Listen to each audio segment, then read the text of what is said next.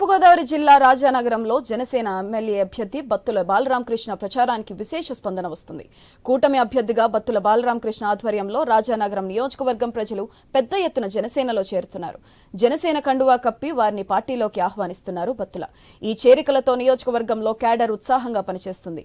కోరుకొండ, సీతానగరం, రాజానగరంలో ఎక్కడికి వెళ్లినా ఓటర్లు బత్తులకు బ్రహ్మరథం పడుతున్నారు.